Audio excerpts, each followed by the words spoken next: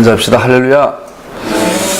주님의 이름으로 토로 앞에 서신 여러분들 환영합니다. 우리가 출애굽기를 시작했는데요. 오늘은 4장, 5장, 6장까지 간략하게 살펴볼까 합니다. 우리가 창세기부터 쭉 살펴보고 있는데 하나하나 자세히 보지 않고 서술적으로 전체적 스토리를 보고 있어요. 굉장히 중요한 또 은혜를 하나님께서 많은 걸 보여주시는 시간인 것 같아요. 지난주 잠깐 나눴던 것처럼 하나님 일이 무엇입니까? 난 스스로 있는 자다. 동시에 나는 너희와 함께 있는 자다라고 의미할 수 있다고 또 생각해 봤죠. 그리고 모세를 일단 이스라엘 백성들에게 구원자로 내가 너를 보낸다. 모세를 보내기 전에 이스라엘의 호소를 들으시죠. 이스라엘의 탄식 소리를 하나님께 들으시면서 뭘 기억하나요? 아브라함의 언약을 기억하세요. 그래서 아브라함의 언약을 기억하고 보낸 사람이 모세라는 사람이죠. 그래서 모세는 아브라함의 언약을 일단 하나님의 약속을 성취하는 자로 보냄을 받게 되죠. 그래서 아브라함의 언약을 잠깐 살펴봤어요. 아브라함의 언약이 무엇이었나 봤더니 내가 내게 지시할 땅으로 가라. 아브라함에게 하나님께서 나타나셔서 가장 먼저 땅을 이야기하시죠. 그리고 그 땅에 네 자손들이 많이 나올 것이다. 그리고 그 땅에 있는 너 자손을 통해서 천하 만민이 복을 받게 될 것이다. 이런 약속을 보게 되죠. 그래서 우리가 신명기 19장에 살펴보면 알겠지만 우리는 하나님께서 이스라엘을 가나안 땅으로 인도했다고 생각하지만 또 맞지만 그 본질적인 의미는 하나님 자신에게로 인도한 걸 볼 수 있어요. 내가 오늘날 너희를 나 자신에게로 독수리 날개 없듯이 업어왔다. 그래서 너희가 나에게 새굴라가 되고 나의 거룩한 백성이 되어라. 그러면 너를 통하여 천하 만민이 복을 받게 될 것이다. 정확하게 아브라함의 언약 회복을 볼 수 있죠. 그런데 이렇게 구출하고 해방할 때 바로에게 가서 모세가 했던 말이 내 백성을 보내라. 우리가 이 산에서 이 시내산에서 예배드리려 한다. 그래서 살펴봤어요. 그래서 구원자 모세가 이스라엘 가서 이스라엘 구원하는데 이 구원이란 무엇인가? 구원의 본질은 회복이죠. 회복. 구원은 죄인이 의인이 된 것이 아니에요. 구원은 의인이었던 존재가 죄인이 되었는데 다시 의인으로 회복하는 것이 구원이에요. 이 일을 위해서 예수님이 오셔서 죽으신 거예요. 그래서 우리는 원래 죄인이 아니라 성선설, 성악설 이런 개념 자체가 토라에서는 너무 가벼운 접근인 것 같고요. 토라에서 뭐라고 그래요? 우리 케뎀에서 우리는 하나님 안에 있던 존재들이에요. 하나님 자궁 속에, 하나님 미크베 속에, 하나님의 몸 속에 있는 물, 하나님 안에 있는 물 속에 있었죠. 그 물이 에덴 동산에서 강으로 발원하여 전 세계를 적시게 되는 이야기를 봤어요. 그 에덴 동산. 여러분과 나는 아브라함은 여기 있는데 너는 그 땅으로 가라. 레크레카. 동시에 직역을 하면 너는 너에게로 가라. 진짜 너를 찾아라. 진정한 너희를 찾아라. 맞자. 지금 여기 있는 너의 모습은 허상이다. 회복되어야 될 모습이지 지금 너는 진짜 너가 아니다. 그리고 무교절마다 맞자를 먹으면서 뭘 묵상하죠? 내 인생에 있어서 모든 불순물을 제거한 진짜 나는 누구인가?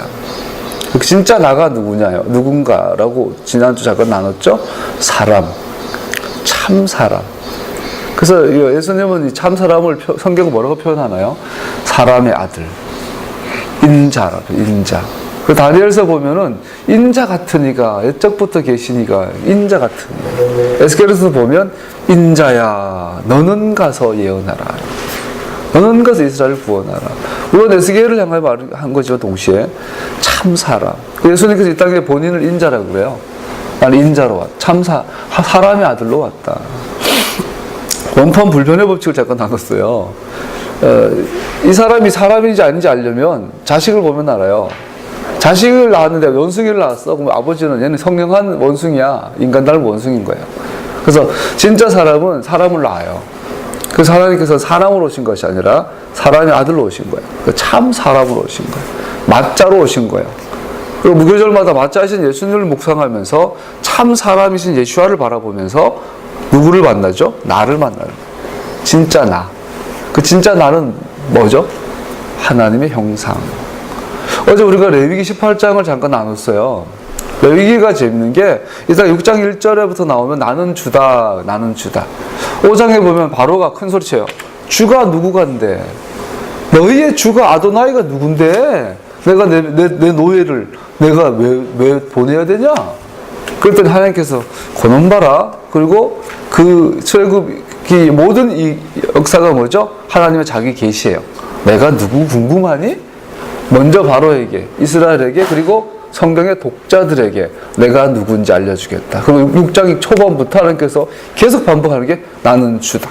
나는 주다. 다른 말로 말하면 나는 맞자다. 그 나는 주다라는 것이 가장 강력하게 공식적으로 이스라엘에게 나타나는 것이 출애굽기 20장 1절 2절이에요. 나는 너를 애굽 땅 종되었던 땅에서 인도하여낸 너의 주 하나님이라. 너는 나 외에 다른 신을 섬기지 말아라. 너는 나를 우상을 만들지 말아라. 안식일을 거룩하게 지켜라.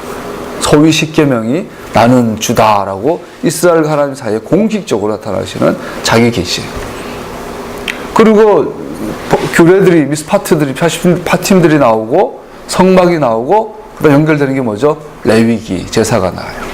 그리고 레위기 제사장들 역할들이 나오고 부정하고 정한 것과 제사장 역할이 또 나오고 그리고 16장에 대속죄일이 나오고 레위기 17장에 피 먹지 말아라. 함부로 지방에서 중앙제사 중심을 시스템을 이야기하고 어제 배웠던 18장에 레위기 18장에 뭐가 나오죠?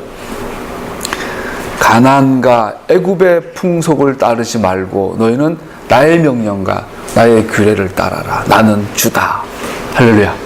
그리고 애굽과 가나안의 풍속의 특징들이 뭐죠? 우상 숭배, 그리고 성적인 부도덕, 세 번째가 자녀를 학대하는 것. 이 세 가지예요. 그리고 소돔과 고모라처럼 우상 숭배와 성적인 부도덕과 자녀를 학대하는 세계가 믹싱이 돼가지고 극악에 쳐들면 하나님은 심판하셔요. 이것이 하나님의 심판의 기준이에요. 이 세 가지는 항상 모든 나라가 하나님 앞에 멸절당하는 기준이 뭐냐면 우상 숭배, 성적인 타락, 자녀 세대를 학대하는 거예요. 그래서 내가 너를 애굽 땅에서 인도하여 내서 가나안 땅으로 인도하는데 애굽 땅에는 자녀를 학대하고 우상을 숭배하고 너무나 음란하다. 너무나 저속한 문명과 문화를 갖고 있다. 이것이 지금 전 세계가 다 받아들였잖아요.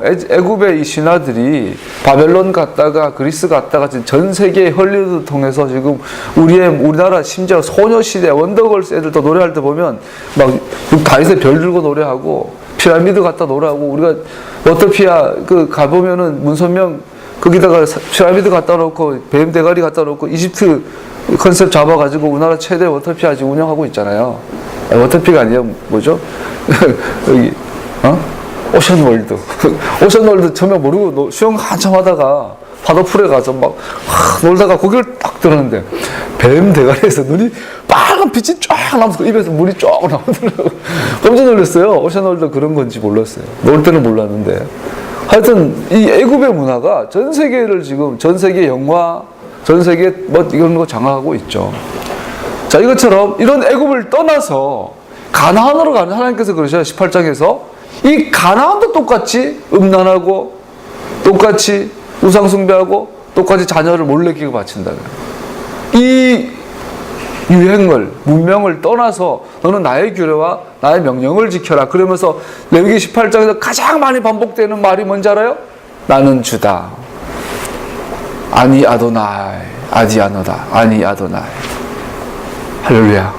이게요, 저기 시내산에서 하나님께서 임하셔서 나는 주다고 십계명을 주셔서 계속 연장선에 있는 거예요. 그렇다면 구원의 본질은 뭐죠? 나는 주다이신 그분이 예수아가 나를 구원해 주신, 나를 위해 죽어주신, 나를 위해 피 흘려주신 그분의 은혜로 구원받은 내가 눈을 뜨고 봤더니 보이는 게 나는 주다. 신의 산에 계신 아도나이 엘로힘, 주 하나님을 보는 것이 구원이에요. 그분을 영접하는 것이 믿는 것이에요. 그러면 당연히 나는 주다라고 명령하신 나의 명령과 나의 규례, 그것을 살아가는 자가 구원받은 자의 삶이에요. 그러니까 오늘 우리의 모습은 어때요? 예수님 믿어요. 사형리 길 가다가 사형리 떡 받아들이고 전도 폭발, 내비게이션, 아주 귀하고 좋은 것들이에요. 저도 전도폭발 2단 그 전문가 과정까지 배우고 강의도 해봤어요. 너무너무 좋아요. 실제로. 그럼에도 불구하고 그러한 그 저변에는 반유대주의, 반토라 이런 게 있다 보니까 열매들이 어때요? 다 넘어지잖아요. 토라 레스네스가 다 됐잖아요. 예수님은 믿고 받아들였는데 그 다음 단계를 보여주고 가르쳐주는 티처들이 없었어요. 목사인데, 신학교 교수인데 다들 토라는 그냥 옵션이에요, 옵션. 그러다 보니까 예수를 믿고 전부 다 고아가 되어버렸어요. 유리 방황하는 자가 됐어요. 우린 돌아가야 돼 어디로요? 예수님을 통하여 토라로. 할렐루야. 이것이 메시아닉 교회예요. 모세가 이스라엘을 향하여 가죠. 나는 주다. 그 하나님께로 가자라고 데려온 거예요. 가나안 땅이 아니에요. 가나안 땅에 가나안 사람들이 너무나 음란하니까 막 근친상간, 수간, 또 자녀를 몰래기게 바치고 어마어마한 우상 숭배들 이런 게 너무나 만연하다 보니까 그 땅이 더러워졌어요. 그래서 하나님께서 가나안 사람들 그 땅에서 추방하시면서 거기에 하나님의 명령과 규례를 약속으로 받은 약속한 이스라엘을 집어넣는 거예요. 여러분과 나도, 여러분과 내가 예수님의 이름으로 구원받았다면, 오직 그분의 보혈로 구원받았다면 우리에게 주어진 삶은 간단해요. 하나님의 명령과 하나님의 규례대로 이 땅에 구별되어지는 거였어요. 타마 그랬어요. 타마. 다르게 살아야 돼요. 이게 오염되지 말고. 그 격리가 아니라 구별되는 삶. 여기에 대해서 많은 지혜가 필요해요. 그래서 우리는 바울의 기름 부심이 필요해요. 바울이 이방 신자들에게 주로 복음을 전하면서 그러면서 동시에 유대인들 공동체 중심으로 복음을 전했죠. 그러면서 순차적으로 시차적으로 토라의 할라카들을 전했던 것을 볼 수 있어요. 이 지혜가 우리 가운데 필요한 줄로 압니다. 그래서 오늘 4장에 들어가면서 4장에는 모세가 4번이나 반론을 일으켜요. 하나님, 저 입이 둔해요. 만약 저들이 나를 믿지 않으면 어떻게 해요? 4번이나 그러죠. 하나님께서 흐뭇하신 모습들을 보게 돼요. 모세가 아주 겸손해진 모습을 보게 돼요. 떠밀려서 일을 하신 걸 볼 수 있어요. 4번째 마지막에 보면은 나는 말에 능치 못한 자입니다. 4장 10절에 보면요. 나는 말이 둔해요. 그랬더니 11절 주님께서 누가 사람 입을 지었느냐 말씀하세요. 그러니 가거라. 네가 말하는 것을 내가 돕겠다. 네가 할 말을 할 수 있도록 내가 너에게 가르쳐 주겠다. 모세의 착각이 뭐죠? 겸손이 지나치기 시작해요. 저는 겸손했는데 하나님께서 함께 하시겠다고 하셨고 그 입에다가 할 말을 내가 넣어주겠다. 내가 너와 함께 했다. 내가 하겠다. 내가 하겠다. 하나님 자신이 내가 하겠다고 계속 말씀하고 있는데 모세는 어느 순간에 겸손이 지나쳐서 나는 못해요. 나는 못해요. 나는 못해요. 그래서 모세는 은영 중에 하나님이 아니라 자기를 의지하는 부분이 나타나는 걸 보죠. 우리 안에 다 있어요. 그랬더니 하나님이 크게 노하시어 말씀하셨다. 레위 사람이다 형 아론이 있지 않느냐. 너희가 하여야 할 말을 가르쳐 주겠다. 자, 모세, 이것이 또 하나의 또 모세의 매력이에요. 인간적인 미가 계속 살아있어요. 계속 넘어지고 실수하고 그러면서도 쓰임받고 또 회개하고. 여기서 우리가 배워야 될 건 하나죠. 리더는 마지못해 일하는 지도자여야 한다. 하나님께서 어떤 일 하라고 시켜요. 그럼 우린 착각하면 안 돼요. 내가 그거 할 수 있는 자라고. 그건 내 일이라고. 오늘 목사님들, 저 목사니까 목사님들 이야기를 예를 들죠. 여러분들은 장로님이면 장로님으로 받아들이면 돼요. 자, 목회를 이 목회가 내 일이라고 생각하는 거죠.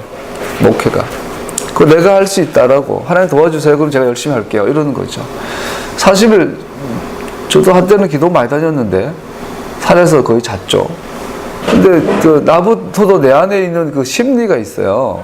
하나님 막 밤새워 바위에서 기도했어요. 철야하며 기도해. 부르짖어요. 주여, 주여. 은하에 좀 기도된다는 기도마다 다 찾아다니면서 또 기름 부심 있다는 교회마다 찾아가면서 제일 앞에 앉아서 철야하며 기도 많이 했어요. 하면서 주여, 저 기도하죠. 그러면서 은연중에 내 속에 어떤 심리가 있냐면 주님께서 내게 능력 부으시면 난 할 수 있습니다. 이거예요, 이거. 이 목회일, 이것은 나의 일이에요. 하나님께서 내게 맡긴 나의 일이에요. 그래서 주님께서 날 도와주시면 내가 최선을 다해 열심히 할게요. 이런 거죠. 그럼 뭔가 잘못된 거예요. 모세의 자세를 보세요. 못해요. 이것이 죽을 때까지 이렇게 돼야만 돼요. 근데 모세는 나중에 이제 좀 실수하죠. 한 40년 지나서는. 반석을 향하여 물을 내라. 그런데 그냥 내가 물을 내랴. 그러고 막 두드려 패죠. 반석을. 하나님께 화가 네가 백성들 앞에 나의 거룩함을 드러내지 않았다. 모세 혈기. 참 우리가 그런 모습들이 오늘날 리더들이 착각하죠. 하나님이 함께 하셔서 하나님께서 하나님 일을 이루시면 그것이 내가 100 중에 5%는 내가 했을 거야. 이만한 일을 하나님께서 행하셨는데 아마 99% 주님이 하시고 1% 정도로 내가 했을 거야. 나도 도움이 됐을 거야. 이렇게 생각하는 거죠. 이게 마귀적인 사고방식. 성경 그렇지 않아요. 전적인 하나님 은혜예요. 구원에 있어서도 뿐 아니라 사역에 있어서도 하나님은 하나님의 일을 하나님의 능력으로만 행하세요. 할렐루야. 망하지 못하는 리더가 필요해요. 근데 우리는 운영 중에 내가 주님의 일을 하기 위해서 철야하며 금식하며 기도하며 열심히 전도하며 뛰어다녔어요.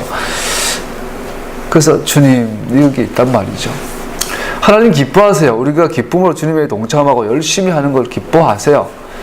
그러나 하나님이 함께 하심으로 하나님께서 하나님의 일을 이루신다라는 것, 우리를 동참시켜 주시는 은혜라는 것을 잊어서는 안 된다라는 거죠. 이거 참 무서운 이야기예요. 참 정말 징그러울 정도로 우리 속에 자아가 강해요. 아브라함아, 너는 내가 약속한 땅으로 가서 너 진정한 너를 찾아라. 그 진정한 땅을 갔을 때 아브라함이 한 첫 번째 행동이 뭐죠? 자식을 죽이는 거였어요. 뭐죠? 자기 자신을 죽이는 거였어요. 그 이삭을 성경은 친절하게 설명해요. 너의 아들, 독자, 사랑하는 아들 이삭을 죽여라. 그 이삭은 아브라함의 전부였어요. 자아의 죽음이에요. 너는 나를 따르거든 너의 십자가를 지고 너 자신을 부인하고 나를 따르라. 같은 말이에요. 자아 부정은 단순하게 어떤 윤리적인 고상한 수도의 삶을 말하는 게 아니죠. 그렇게 됐을 때 진정한 아브라함이 그 땅을 찾아요. 그래서 그 땅에 하나님의 집이 세워지죠. 모리아 산에. 너는 너를 자신을 발견하라는 굉장히 중요하죠. 오늘날 사역자들이, 오늘날 하나님의 백성들이 너무나 자아가 강하죠. 하나님은 그저 돕는 자, 등 뒤에서 나의 등 뒤에서 나를 돕는 자 아니에요. 그분은 계획하시고 이루시고 성취하시는 분. 우리는 그 일에 동참할 수 있도록 부름받은, 은혜받은 자. 할렐루야. 너무너무 중요하다고 생각해요. 마지못해 일하는 지도자. 이게 뭐 정확한 표현일지 모르지만 그런 리더십이 필요하다고 생각합니다. 그러나 기꺼이 감당하는 지도자. 리더는 보는 자인데 문제는 마지못해 하는 자세가 필요합니다. 떠밀려서 하는 자세. 이게 수동적이거나 그런 건 말한 건 아니고요. 왜냐하면 어차피 하나님이 시작하셨고 하나님께서 마무리할 것이기 때문에 불러주시고 사용해 주시는 그 은혜에 감사하는 자세. 그러므로 우리는 마지못해 그러나 기꺼이 따르는 자가 되어야 할 줄로 믿습니다. 오늘 모세를 통해서 이런 교훈적인 걸 생각해 볼 수 있다고 생각합니다.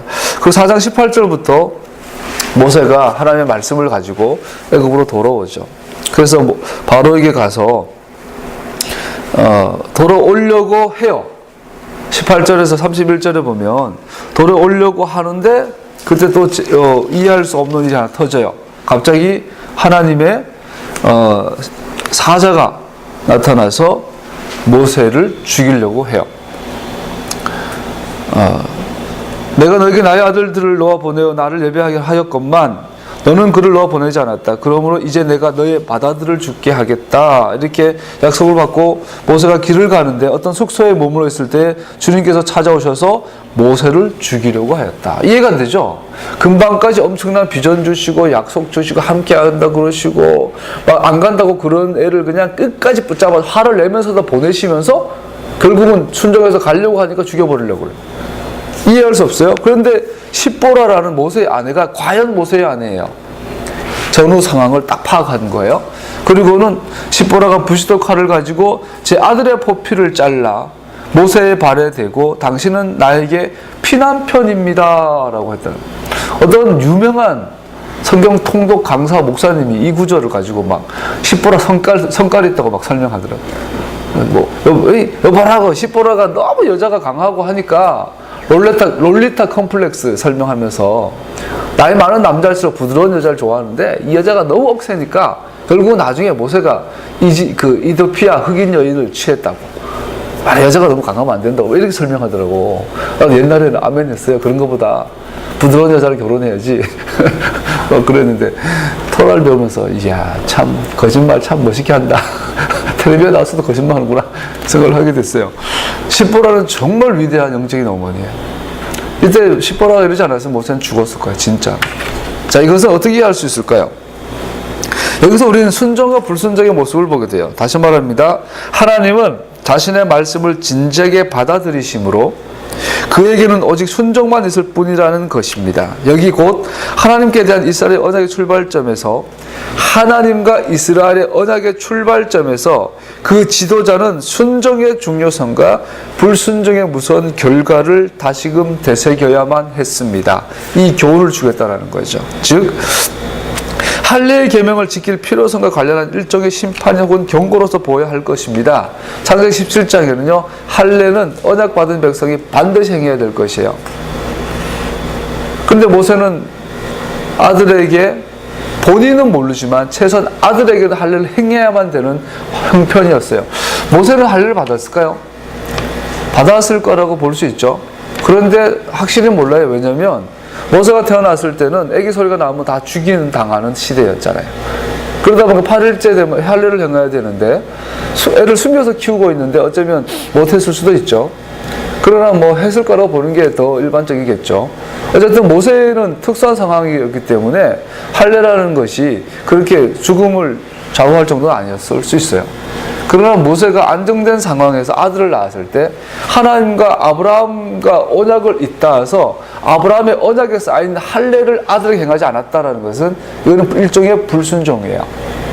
그래서 하나님께서 언약의 출발점에서 분명하게 선을 하나 딱 긋는 거예요. 네가 모세를 할지라도 불순종하면 죽는다.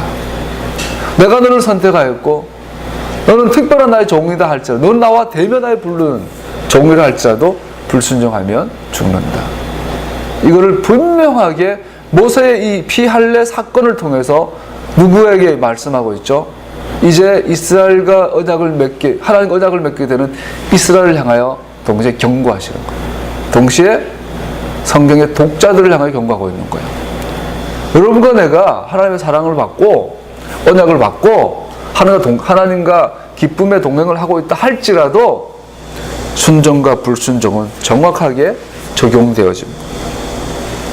우리는 이 사건 직전 구절에서 하나님이 바로가 불순종할 때 그의 장자를 죽일 것이라고 말씀하셨던 것을 기억합니다. 더 나아가서 5장 3절에 보면 이스라엘 향해서도 경고하는 걸 볼 수 있어요. 그들이 말하였다. 히브리 사람의 하나님이 우리에게 나타나셨습니다. 우리가 광야로 사흘길을 가서 주 우리 하나님께 제사를 드릴 수 있게 허락하여 주십시오. 그렇게 하지 않으면 주님께서 무서운 질병이나 칼로 우리를 치실 것입니다.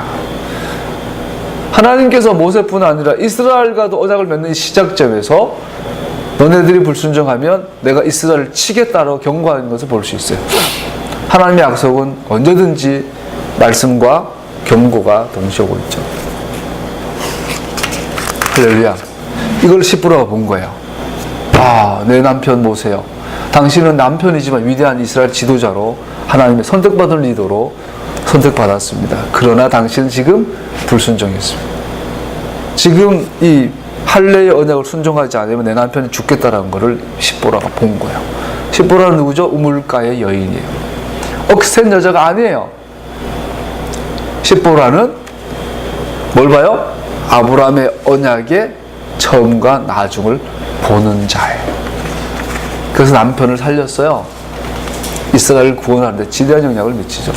나중에 뭐 이도피아 여인을 모세가 드렸다고 그러는데 고대 현인들, 유대 이제 현인들은 그 이디오피아 여인하고 시보라를 동일인으로 봐요. 시보라가 너무 아름다운 여인이라서 그 당시 아름다운 여인의 대표자가 이디오피아 여인이었다고 그래요.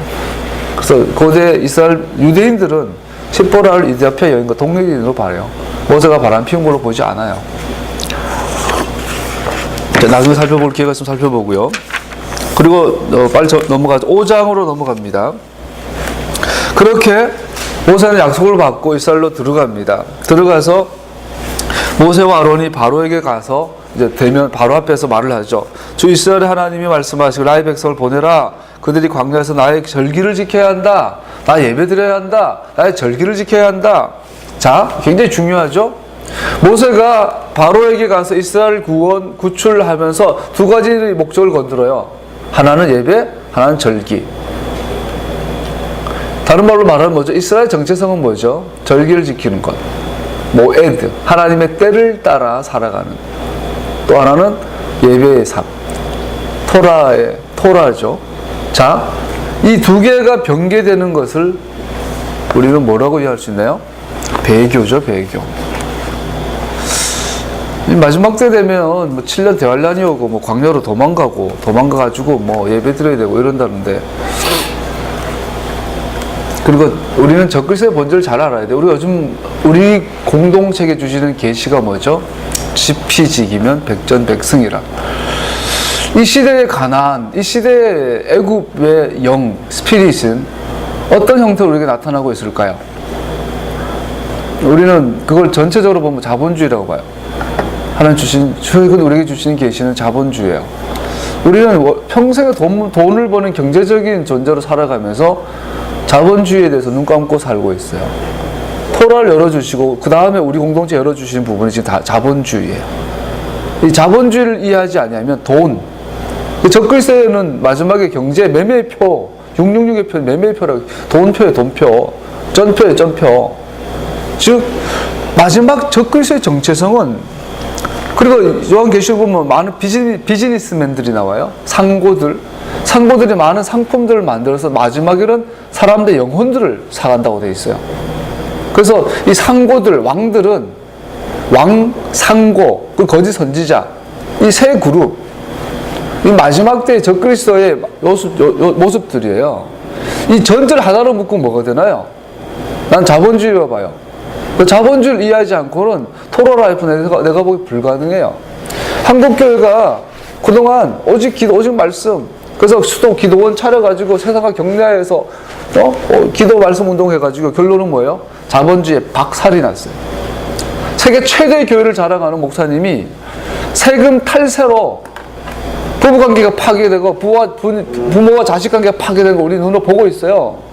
몇백억 횡령했기 때문에 검찰에 고발당하고 불구속 수사 받고 있는 모습을 봐요. 강남에 최근에 옮겼던 어마어마한 교회는 탈세와 불법, 돈 문제 때문에 교회가 흔들흔들 하는 걸 봐요. 오늘 돈 문제에 자유로운 큰 교회 목사님 단 한 명도 없고, 돈 문제에 자유로운 교회, 큰 교회가, 제가 옛날에 섬겼던 교회는요, 10여 년 전에 장난삼아 을지로에 있는데, 그 교회 땅값을 계산해 봤어요. 땅값. 그 당시에 땅값만 1조 2천억이었어요. 그 교회 땅값이. 상상이 안 가죠. 그 위에 건물이 수백억대 건물이 수십 채가 있죠. 그 교회와 같은 부동산 자산은 남양주에 300만 평. 용인, 말을 못해. 제가 그 교회 섬길 때, 와, 이렇게 부자였나. 근데 최근에 들리는 소문이, 그게 큰 건물이 하나 있는데, 10몇 층짜리 큰 그 건물이 있는데, 교회가 한 주에 2, 3억의 헌금이 들어오긴 하는데, 몇만 명 교회니까. 근데 그 큰 건물 유지가 어려울 정도로 형편이 안 좋아졌다. 웃었어요. 지금은 10년 전이니까 땅값이 최소한 2조 원 할 것 같아요. 교회 마당만 팔아도 2조 원이야. 한국에 그런 교회가 그렇게 많아요. 그런데 불구하고 교회는 거룩함과 경건성이 다 떨어지고 있어요. 이 자본주의, 만모니즘, 이것은 오늘날 우리를 공격하고 있는 애굽과 가나안의 풍속들과 유행들이에요. 우리는 여기에 대해서 토라의 관점에서 반드시 정복해야 될 부분이에요. 호랑이 잡으려면 호랑이 굴에 들어가야 되고, 우리 마지막 때는 우리는 마귀를 밟아버리는 자들이에요. 예수님께서 밟으실 거예요. 주님께서 이기실 수 있도록 우리는 첩경을 예비하는 자들이에요. 문을 여는 자들이에요. 골짜기를 메우는 자들이에요. 산을 깎아버리는 자들이에요. 그게 우리예요. 토라 라이프, 토라 공동체들이에요. 우리는 자본주의 연구해야 돼요. 그리고 공격해야 돼요. 하나님께서 그 부분에서 우리에게 요즘 말씀 많이 한 것 같아요. 우리는 바로의 실체를 보라는 거예요. 예배 못 드리게 하고, 예배를 변개시키고, 왜곡시키고, 모아dim, 절기를 못 드리게 하고, 토라를 왜곡해버리는 이 세상, 가나안과 애굽의 스피릿을 보라는 거죠. 이 안에서 우리는 뭘 선포해야죠? 2절. 그 주가 누구인데, 아도나이가 뭔데? 이런 거죠. 나더러 그의 말을 듣고서 이스라엘을 보내라는 것이냐? 나는 주를 알지도 못하니 이스라엘을 보내지도 않겠다.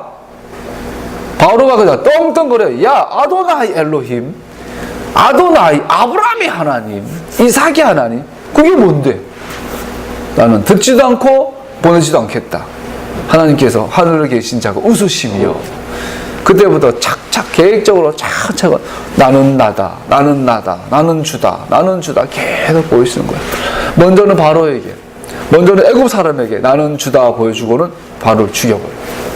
그런 하나님 이제는 시내산에서 이스라엘에 나타나셔 나는 주다, 너는 내 앞에 행하여 완전하라, 너는 나의 명령과 나의 규례를 지켜라, 나는 너의 하나님이다, 너는 나의 백성이다. 할렐루야. 나는 주다. 그래서 이 이스라엘이 천하 만민의 복덩어리가 되는 것, 이 큰 나라, 이 나라를 꿈꾸셨던 것을 우리는 보게 됩니다. 옆으로 빠질까봐 빨리 진도 나갑시다. 계속 중간에 생략하고 넘어가다가 6장으로 넘어갑시다. 6장에 나가면 6장 1절 읽어볼까요? 시작. 주님께서 모세에게 말씀하셨다. 이제 너는 내가 바로에게 하는 일을 보게 될 것이다. 틀림없이 그는 강한 손에 밀려서 그들 내보내게 될 것이다. 강한 손에 밀려서야 그들 이 땅에서 떼쫓다시피 할 것이다. 주가 누구간데? 주가 뭔데? 근데 하나님께서 이제 내가 강한 손으로 그를 밀어내서 너희를 쫓아냈다시피 너희들 내보내게 하겠다. 강한 손에 대해서 주님께서 말씀하고 있는 거 볼 수 있어요. 이를 통해서 우리가 알 수 있는 것은 이 일은 모세의 일이 아니라 하나님의 일인 것을 보게 되죠. 하나님이 모세를 사용하셨지만 그러나 그 일을 행하는 자는 하나님이셨습니다.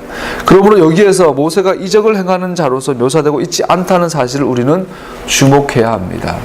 6장 1절에서 나는 주다, 주가 누구간데? 6장에서부터 하나님께서 나는 주다, 주가 누군지 보여주겠다 그러면서 우리가 시작하시는데, 여기에서 우리는 미라클 워커, 기적을 행하는 자가 모세가 아닌 것을 반드시 기억하면서 시작되어져야 돼요. 우리는 모세를 장깔뱅이 칼빈 선생님이 죽을 때 유언이 내 무덤에 비석을 세우지 말아라 그랬어요. 왜냐하면 우리 메시아닉 관점에서는 칼빈 선생님이 그렇게 위대해 보진 않지만 어쨌든 기독교사에서는 굉장한 선생님이잖아요. 근데 그분이 나중에 나쁜 짓도 많이 했지만 그분 무덤이 없어요. 왜냐하면 지금도 전 세계에서 개신교도들이 10월 31일이 종교개혁일이에요. 종교개혁 시즌이 되면 독일로 이제 성지순례를 가요. 종교개혁가들을 행적들을 찾아 루터람, 칼빈, 찌빙글리 이런 분들 찾아다니죠. 부처 이런 네 분이 가장 유명한데, 이 찌빙글리, 부처, 루터, 칼빈 이 네 분의 이제 유적들을 찾아다니는데 칼빈의 무덤이 없어요.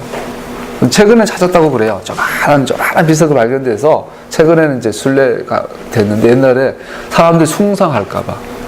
우리의 본심이 그래요, 그죠? 하나님께서 종을 보내셨는데 이 종이 너무 위대해. 그래서 하나님보다 종을 더 섬겨. 시간껏 다닐 때 그런 화장실에 앉았더니 이런 있어요. 당신은 예수님의 종입니까? 칼빈의 종입니까? 우리가 그래요. 예수님은 신학자들이 예수님을 표현할 때는 예수가 이렇게 말해요. 그런데 칼빈 이야기할 때는 꼭 칼빈 선생님 이렇게 말해요. 그래서 우리 신학교 처음 입학해서 화가 나더라고. 교수님 왜 칼빈은 존칭하고 예수님은 반말합니까? 그랬던 일도 많아요. 어쨌든 우리 사람의 본성이 그런가 봐요. 그래서 우리가 반드시 알아야 될 건 모세가 위대한 지도자예요. 그러나 이 일은 하나님의 일이에요. 모세의 일이 아니에요. 또 모세는 기적을 일으키는 자가 아니에요. 하나님이 일으키신 거예요. 이를 반드시 전제를 깔고 이제부터 나는 주다라고 이해해 줄 필요가 있어요. 오히려 그는 아도나이, 주님의 종으로 묘사되고 있습니다. 자, 2절에서 8절까지 아까 읽었던 거 넘어가면 2절, 3절 다시 읽어볼까요? 시작. 하나님 모세에게 이렇게 말씀하셨다. 나는 주다. 나는 아브라함과 이삭과 야곱에게 전능한 하나님으로 나타났으나 그들에게 나의 이름 주님으로, 아도나이로, 야훼로 알리지 않았다. 여러분, 과연 그럴까요? 하나님께서 이삭과 아브라함에게 아도나이 엘로힘으로 나타나지 않았을까요? 그러나 창세기 15장 2절에 보면요, 아브라함이 여쭈었다. 주 나의 하나님. 그래서 아도나이 하나님이 나와요. 주님께서 저에게 무엇을 주시렵니까? 15장 7절 하나님이 아브라함에게 말씀하셨다. 나는 주다. 자, 아브라함이 하나님을 아도나이 엘로힘 불러요. 그리고 이번에 하나님이 아브라함에게, 아브라함도 아니에요. 아브람에게 이렇게 말, 나는 주다. 분명히 하나님은 자신을 아도나이 주 하나님으로 아브라함에게 나타나셨어요. 너에게 이 땅을 주어서 너의 소유가 되게 하려고 너를 바빌로니아의 우르에서 이끌어내었다. 12절 13절에 보면 해가 질 무렵에, 근데 여기서 주목할 부분이 하나 있어요. 하나님께서 아브라함에게 아도나이 엘로힘, 나는 주다라고 나타나셨을 때는 하나의 특징이 있어요. 해가 질 무렵에 아브라함이 깊이 잠든 가운데 깊은 어둠과 공포가 그를 짓눌렀다. 주님께서 아브라함에게 말씀하셨다. 너는 똑똑히 알고 있어라. 너의 자손이 다른 나라에서 나그네 살이를 하다가 마침내 종이 되어서 400년 동안 괴로움을 받을 것이다. 무슨 말이냐면 아브라함은 아도나이 엘로힘 하나님을 어디서 만나긴 만나는데 어디서 만나냐면 이상 중에 만나요. 꿈 가운데 자다가 만났다고 되는데 이상 가운데 주 하나님을 만나요. 그리고 하나님은 오늘 본문에 보면 전능한 엘샤다이, 전능한 하나님으로 나타났지, 이상 중에서는 아도나이 하나님 나타났어요. 그런데 오늘 모세에게는 어떻게 해요? 이상 중이 아니에요. 일상 속에서 대면하여 나타난 이 차이를 우리는 보게 되는 거죠. 이상 가운데 아도나이를 배웠습니다. 그러나 모세는 아도나이를 대면하고 있습니다. 즉 족장에게 주님으로 나타나지 않은 것이 아니라 그 이상을 성취하시는 분으로 모세 앞에 나타나신 것입니다. 할렐루야. 자, 아브라함에게도 여전히 주 하나님이셔요. 그러나 약속하시는 분, 이상 중에 나타나신 분이셨어요.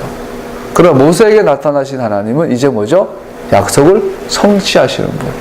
내가 네 백성이 400년 동안 나그네 살이하다가 400년 지나면 구원하겠다는 이 약속을 성취하는 하나님, 아도나이 엘로힘. 그래서 아도나이란 이 이름은 뭐죠? 이스라엘과 관계되어 있어요. 약속의 백성과 관계된 이름이에요. 약속하시고 약속을 반드시 이루시는 하나님의 이름이 아도나이 엘로힘이에요. 그런 하나님을 향해 바로가 소리를 쳤어요. 주가 누구간데. 그랬더니 하나님께서 나타나서 나는 아브라함과 했던 약속을 반드시 성취하는 약속의 하나님이다. 나는 이스라엘 하나님이다. 나는 약속의 하나님이다. 할렐루야. 그러고 나서 시내산에서 이스라엘과 약속을 하죠. 언약을 맺죠. 나는 주다. 그리고 레위기 전체 내용이 나는 주다. 나 주가 명하는 명령과 규례와 법도대로 살아라. 가나안과 애굽의 풍속과 유행을 따르지 말아라. 나는 주다. 계속 반복해서 하는 걸 볼 수 있어요. 다시 말합니다. 출애굽기 20장 1절 2절에서 나는 주다 하나님이 공식적으로 이스라엘에 나타나시고, 레위기 18장에서는 그 이스라엘 백성들의 삶의 기준에 대해서 주장해 주신 걸 볼 수 있어요.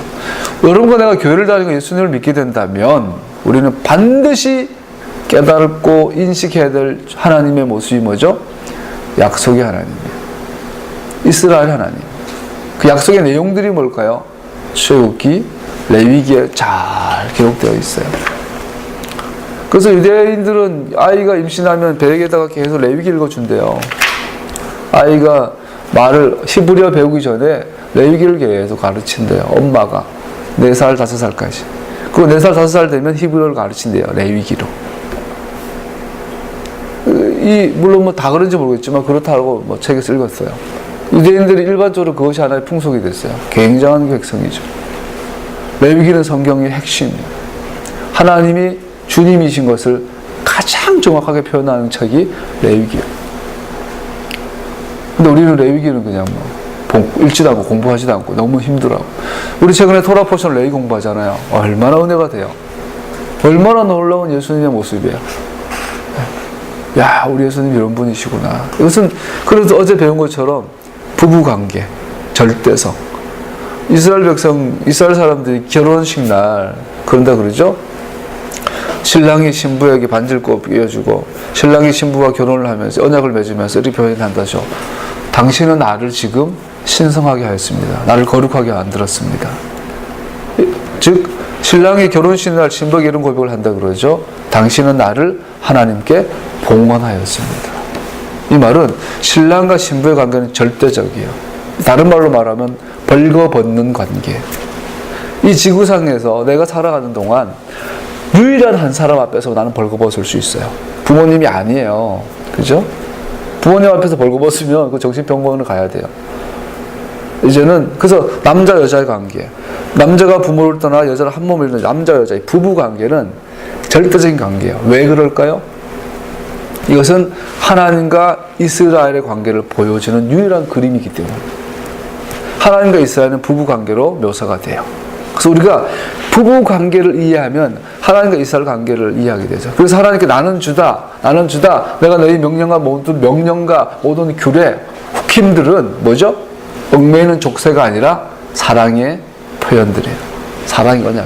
너무 사랑하니까 나는 너 외에 딴 여자 눈 안 돌릴 거야. 그러니 너도 나 외에 다른 놈에게 눈 돌리지 마. 이건 둘이 정말로 사랑할 때만 가능한 거예요. 아니면은 미절이죠. 그죠? 사랑하지 않는데 난 너만 바라볼 거야. 그럼 이게 뭐예요? 미절이야, 미절이. 괴롭죠. 두 사이가 정말로 사랑하는데 나는 너만 바라볼 거야. 이 부부관계의 기본이죠. 이걸 이해해야만 우리는 토라의 언약들을 나는 주다라고 하시는 하나님의 마음을 알 수 있죠. 아브라함 하나님과 이스라엘이 시내산에서 결혼을 하는데 그 하나님을 향하여 바로가 모독을 했어요. 이 신랑이 뭔데?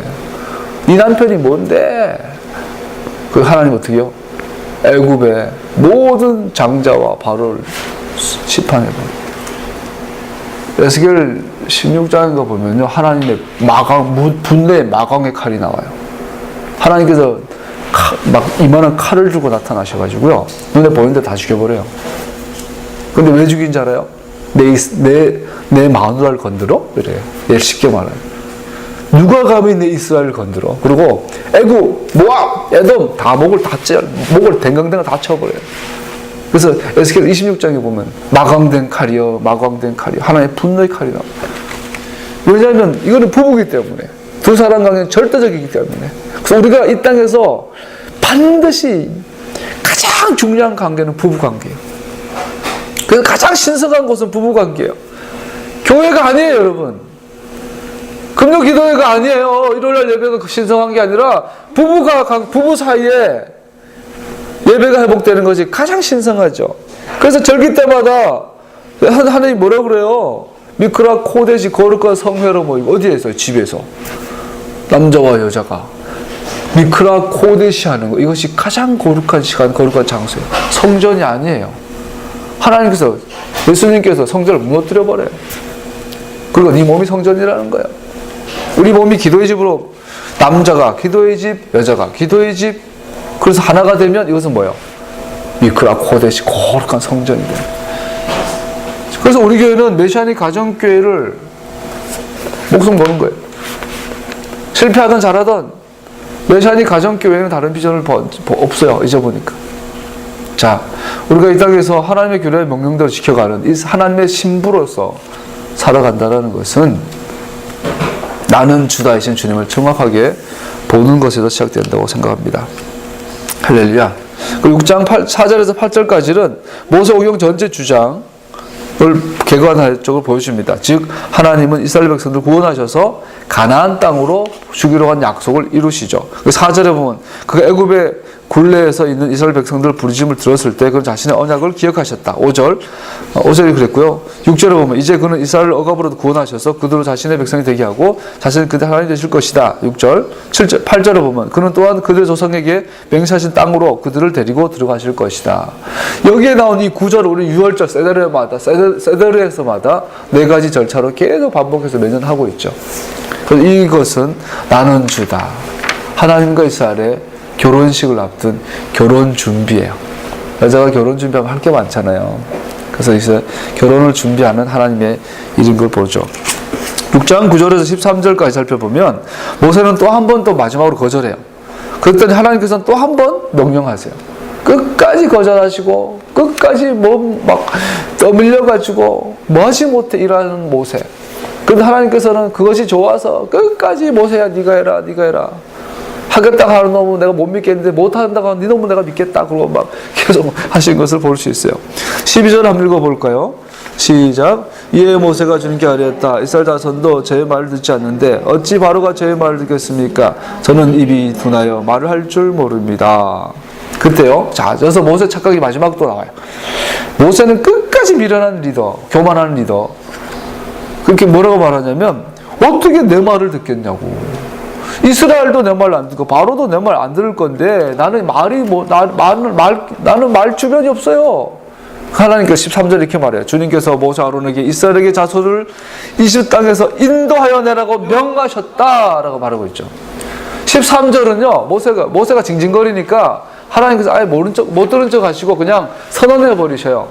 나는 너 형제를 이스라엘에 가서 내 말을 명했다. 나는 명령하는 자다. 이렇게 말한 거 볼 수 있어요. 무슨 말입니까? 모세 자신도 백성들과 함께 머뭇거리면서 지금까지의 이야기의 중심 주제가 무엇인지 잊어버리고 있는 것으로 나타납니다. 백성들을 애굽으로부터 이끌어낼 자는 모세가 아니라 하나님이십니다. 그런데 모세는 자기가 이끌어낼 것처럼 여전히 이해하고 있는 것을 보게 되죠. 이때 하나님께서 말씀하셨죠. 13절에서 이집 땅에서 인도하여 내라고 명하셨다. 이 사실을 이스라엘 자손에게도 알리고 이집트 왕 바로에게도 알리라고 모세와 아론에게 명령하셨다. 출애굽은 하나님의 일입니다. 모세와 아론은 다만 그 일을 수행하라고 명령받고 있을 뿐입니다.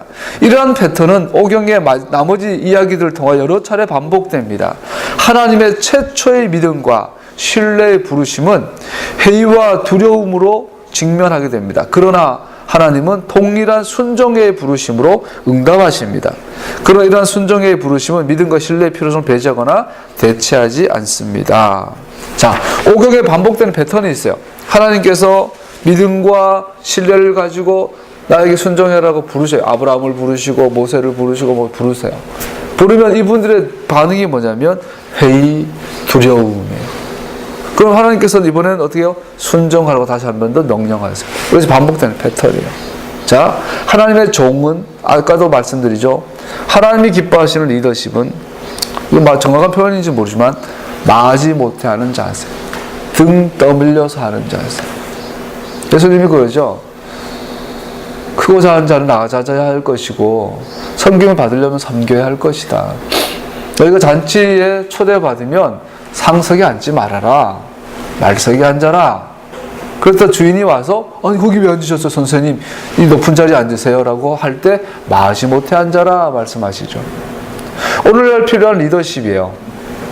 하나님이 분명히 보이셔요. 분명히 능력을 부으셨어요. 분명히 비전을 부으셨어요. 분명히 하나님 임재와 함께 하세요. 그럼에도 불구하고 우리는 끝까지 이것은 하나님의 일인 것을, 하나님이 하시는 것을 잊어버리면 안 돼요. 이걸 잊어버리는 그 순간에 우리는 하나님의 원수가 될 수가 있어요. 난 이 부분이 우리에게 절실하다고 생각합니다. 토라 티처들 가운데서도 요즘 메시아닉 운동 조금 일어나지만 메시아닉 운동하는 것 안에서도 우리는 반드시 이 자세를 깨달아야 할 줄 압니다. 저도 안 되더라고요. 좀만 되면 아유 옛날에 막 어디 뭐 붕해나 수련회 뭐 이렇게 뭐 강의하고 내려오면 은혜 받잖아요. 막 병도 치유되고. 제주도 기억나네. 한번 제주도 전체 이제 그 초등부 뭐 수련회였나 봐. 거기 한번 그 교관 선생님이 초청해서 이제 강의를 하게 됐는데, 얼마나 제가 열정적으로 했는지 마이크가 터져버렸어요. 마이크 터져가지고 몇백 명 앉아있는데 그냥 마이크 없이 그냥 소리 막 꽥 질렀어. 막 몇 달에 소리 지르고 땀 바짝바짝 흘리고 그냥 그 이기부 선교관 거기서 막 하고 이제 내려왔더니 서귀포에 어떤 학교 선생님이 막 뛰어와. 벌떡벌떡 뛰어오더니 막 자기 비전 받았다면서. 그 순간에 내 속 울출해지고. 또 이제 그때 주장했던 교감 선생님이 막 오더니 설교 끝나고 무릎이 지금 평생 여기가 밤마다 찜질하고 자야 되는데 치유됐다고. 이런 일이 막 그런 간증들이 많이 일어나요. 설교 한 번 했는데. 내 속으로 하나님께 감사하지만 동시에요. 하나님께 감사하는 마음이 이만큼 있는데 동시에요. 내가 좀 하네? 일어나요. 지혜는 잘 알 거예요. 중등부에서도 실현하면서 하여튼 기적이 많이 일어났어요. 치유도 가는 곳마다 많이 일어났어요. 상열교회 있을 때도 선배 그때 있었지, 할 때 앞에 여자애 설교하고 있는데 자꾸 머리를 때리고 싶은 거야, 은하. 그래서 머리를 툭 쳤더니 걔가 디스크가 치유가 돼버렸어요. 그래서 막 끝나고 오더니 전사님이 그때 막 치유됐다고. 속에서 하나님 감사합니다 하지만 동시에 내 속 본성에 뭘 말해요? 야, 난 쓸만하다. 나도 뭔가 되네, 이게. 나도, 나가 이런. 모세가 리더로 부름받고 보내심 받을 때 하나님은 오늘 본문을 통해서 1장 6절까지 계속 반복해요. 이것은 내 일이야. 이것은 내 능력이야. 이것은 내 일이야. 저들은 나의 백성이야. 너 착각하지 마. 그리고 피난편 던지. 너 할래 안 하지? 죽여버린다. 우리 이거 반드시 기억해야 돼요. 오늘날 토라 들고 백날 해봐야, 히브리 백날 가르치고 토라 가르치고 포션 백날 해봐야 이 자세가 바뀌지 않으면 결국은 마지막이 불행해요. 저는 개인적으로 그런 걸 너무 많이 봤어요. 유명한 목사님뿐 아니라 쓰임받고 버림받는 거, 하나님 은혜 받고 쓰임받고 능력받고 버림받고 말년이 안 좋은 걸 너무나 많이 봐요. 개인적으로 제 자신도 경험하고. 여러분, 내가 처음부터 끝까지 겸손하게 하나님을 따라가는 자가 되기를 축복합니다. 할렐루야. 주님 오늘도 아주 웅장하고 처연하게 말씀하세요. 나는 주다. 내가 주다. 내가 명령한다. 나는 주다. 너는 나의 명령과 나의 규례대로 살아라. 할렐루야. 말씀을 생각하면서 한번 기도합시다.